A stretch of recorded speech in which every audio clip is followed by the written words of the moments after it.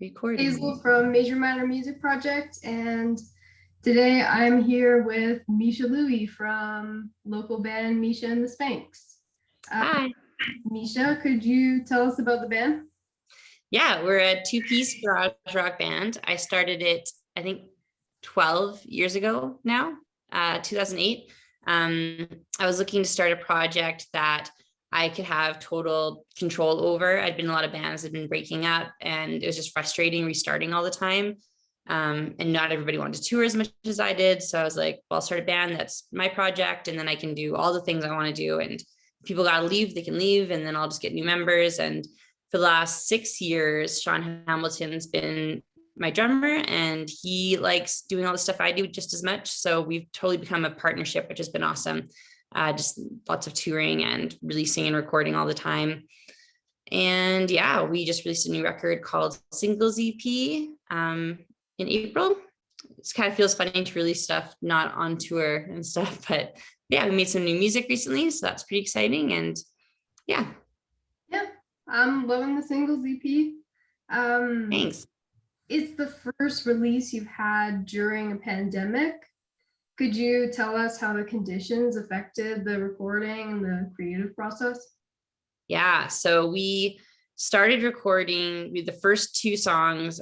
They were Unstoppable and SOS, and we recorded them like days before the pandemic.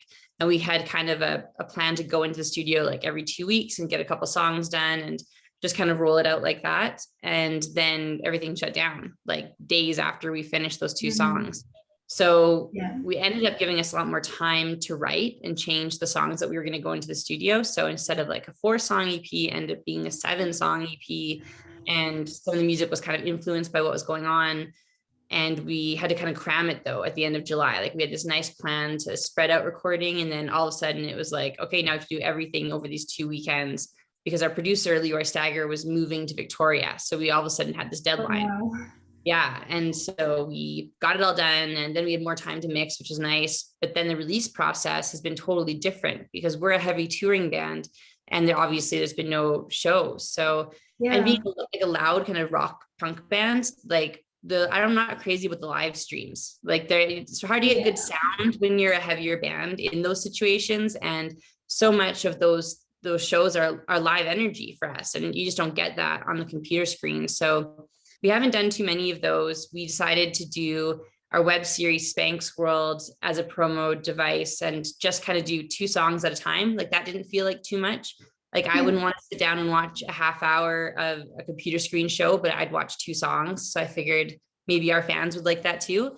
And so just kind of remodeling how we approach our release was super different, and making the record was super different. And now that things are kind of open again, like it feels weird that we'll be touring this album. Like we're going to have a release show in August, and it's like a belated release show. It's like for us, the release is like almost over, but we haven't done anything, that we would normally do. So it's a really funny time to be releasing a record.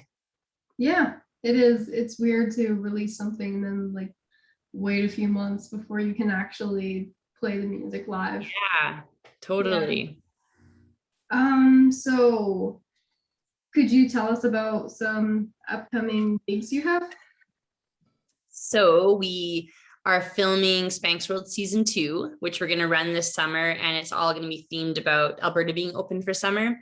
I think we're going to focus on Rockin' for Dollars restarting again. For the first couple ones, we'll do like one every 2 weeks. So it's going to be like a 4-episode thing, but still do some live performances and just kind of talk with other bands who are playing and see what shows are like. Like this is such a weird thing to go from totally nothing and staying distanced and masked, and now it's like we can just have shows again. Like that's pretty interesting. So we're going to kind of explore that through the summer stuff. We'll have our record release party at the Ship and Anchor on August 11th. I was so excited when we were able to book that. I was like, wow, we're booking a show. And then we're going to Europe in September. So that's kind of our next big thing. We've got a few showcase festivals that have been like rebooked since the pandemic. And so they're finally happening this fall. And we're going to continue Spanks World Season 3 abroad. So it's going to be like from being away internationally and kind of show what it's like to be an indie band doing all of this like these kind of showcase festivals and being in Europe. And we're going to bring our friend Sebastian to film it and help us edit as we go, because we'll be pretty busy. And yeah, so it's like really exciting, fun stuff is coming up pretty soon. Awesome. Yeah, that's the Future Echoes Festival, is it? Yeah, Future Echoes in Sweden. And we've got a showcase in London in the UK. And we've got Tallinn Music Week in Estonia. And then hopefully, fingers crossed, we'll be doing Reeperbahn in Germany as well. But we'll definitely do some Germany showcases, whether or not we get in that festival. Awesome. Yeah, that's going to be cool to get back into it. Yeah. It's like after just being stuck in Calgary so long, and then we're going to go like as far away as possible. Yeah. So you started playing in bands at age 14. Yeah. Tell us how you got started with that. Well, I grew up in a really small town called Invermere. There's like a town of 3,000 people, and there was like maybe 6 of us who were really into punk rock. And so we just started making little cover bands. Like I think the first song I learned to play was When I Come Around by Green Day. And we just kind of formed, just played little cover punk stuff. And then a kid from Calgary moved to my hometown, Matt McDonald, who plays in oh gosh, he's playing in a bunch of bands right now in Calgary. He plays a lot of crust punk bands. But when he moved to Invermere, he was like my high school boyfriend, and he helped me start my like real band, my real high school band, the Lolitas. And we started booking shows at our community hall with a lot of Calgary bands coming through. Like Belvedere would come through, Downway. Oh, awesome. We had to open them, right, because we were booking them. So we got to play with some pretty big bands, like Mad Caddies came through as well. And that's kind of how I took it from a level up from just messing around with friends, because Matt had played in some bands and stuff in Calgary. And so he kind of brought that punk rock culture to our town. And then I just kind of went from there. And then I knew a bunch of Calgary bands from them playing. And so as soon as I graduated high school, I moved to Calgary and kept it going there. Nice. Yeah. Calgary's pretty good for all ages stuff. Yeah. Back then it was like, there's a strong all ages scene. There was a website called calgarypunk.com, and we were all like teenagers on this website. There was the Multicultural Center was the main all ages venue, and all these community halls had way more shows. There was a group of people called Just a Bunch of Kids that used to throw all ages shows. That's like Casey Lewis and Mark Bizek from the Martyr Index, and Casey's playing with like Belvedere and stuff now. But there was like this total scene. And then we all kind of grew up, I feel like, and started playing more bar shows. And there was this kind of vacancy for all ages stuff for a little bit. But I think it's coming up really good now. Like Major Minor has been doing so much great stuff for all ages shows. Yeah. And I mean, you're helping the all ages scene grow with Girls Rock Camp here in Calgary. Yeah. So you and Nicola Lefebvre from Night Committee co-founded Girls Rock Camp. Mm-hmm. Could you tell us like the origin story? Yeah, well, it was, Nicola's idea from the beginning. She brought me in to kind of see it to fruition. And we just kind of, so she kind of got most of the girls involved, I think. Like she did more of the advertising and stuff. And I kind of helped with the day-to-day running to get it started. It used to be at the New Black Center, which was a great all ages venue for a while here in Calgary that Darren Ollinger set up. And we didn't really know what we were doing really to start. Like I know she modeled it a little bit after the Girls Rock Camp in Vancouver, like talking with some of the girls there. And we just kind of had this idea to do an original song, a cover, split people into bands. And we first did it by age groups, which like wasn't necessarily the best idea, because we had like 10-year-olds. We had a 6-member 10-year-old band. So that was a lot. Yeah. We kind of learned as we went, like what would work and what would be too wild. But yeah, we kind of fumbled through, and every year we do it, we learn a little bit more to make it a little bit better. And as crazy as that first year was, it was a lot of fun to kind of to scramble through it and get everybody playing music. And we're like, is this going to work? Like, are these girls going to learn how to do all this stuff and make it happen? And that first showcase was just like so emotional, because like they were scared. They were so scared, and they just did it. They did it so well. And it's so cool to see what can be done in a week, just the confidence building. Yeah. That's pretty cool. Do you have plans for the next Girls Rock Camp kind of event? Yeah, so I mean, it's early stages, but we're planning to do Girls Rock Camp in spring break, March 2022. And we're trying to get some funding from Calgary Arts Development. And like with all this extra time that we've had in between camps, because now it'll be like 2 years off, basically, I think. Yeah. We're just trying to like take that time and get some funding and just really level up what's going to happen. Because also, I think a lot of our return campers have totally aged out, especially with this 2-year gap. So it's going to be a brand new crop of girls, I think, and we're going to try to reach as many communities as we can and just bring up the quality of what we can accomplish. Yeah, that's awesome. So Girls Rock Camp is really good for just supporting and creating opportunities for young artists in Alberta. Could you mention some similar programs you find inspiring?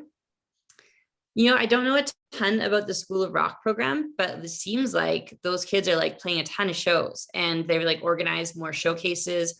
I think we did that Girls Rock Camp showcase where you played, where it was a School of Rock, I think, event. I think that they Oh, set it yeah, up. yeah. Yeah. So I mean, like they do, I mean, that seems like it's a more serious like instrumentation thing. Like we're more of like getting the experience, getting the confidence, make like Yeah. more fun, but that seems really technical. And so if you wanted to like level up your skills, I think that would be like a super beneficial way to do it. Yeah, like major minor is so great for getting everybody involved and behind the scenes and how things work. And like I see a lot of kids like volunteering at shows, which is so cool. Or I did, I guess I haven't in a little bit.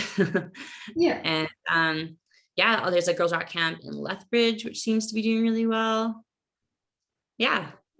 They're all over the place. National Music Center, I think, has some like youth programming. It might be more like younger kids, but I know they do some youth stuff there too. Yeah. What do you believe in all ages scene does for a city's music scene? Oh, I think it's so great because it gets kids, it gets people involved.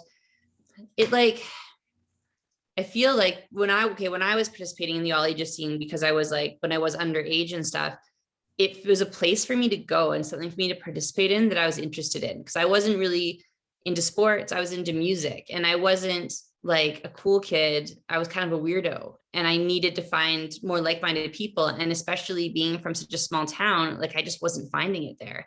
And so I was feeling kind of isolated. And so finding like the Calgary all ages scene, where all of a sudden there's like my grades worth of kids who are like interested in cool things and weird music, like that just, it made such a difference for me. And I think that it kind of helps create culture at a young age. It makes more interesting adults, like, and kind of helps perpetuate this awesome community and culture that every city should have, the arts and music community. So, I mean, it's so great to find something of interest to you at a young age if you're feeling kind of displaced. Yeah. I have one more question for you, kind of a fun one. What will be your dream collab? Ooh, dream collab. I don't know how it would work exactly, but I've been thinking, I was really into hip hop a lot. That was kind of my first like music before I found punk rock. I think also because of that kind of counterculture thing, I just kind of found myself more there than anywhere else. But now I'm getting into hip hop again, and like the artists like Stein Knows Rez Kids. And most recently, I'm really feeling Cartel Madras. And if there is any kind of collab that could be done across our genres, it feels kind of silly, but like if there was something cool, God, I would love that. I just think they're such interesting artists and such strong people. I'd love to work with them. I mean, combining rock music and rap music is like, it's a super genre. Yeah, right. I mean, like if done right, it can be pretty cheesy if not done right, but I think like it can be huge if done right. All right, thanks so much, Miesha. Yeah. Go check out Miesha the Spanks' new album, and yeah, good luck with your shows this summer and in September. Thanks so much. It's so great to see you, Hazel. Yeah, good to see you too. Bye. Cheers.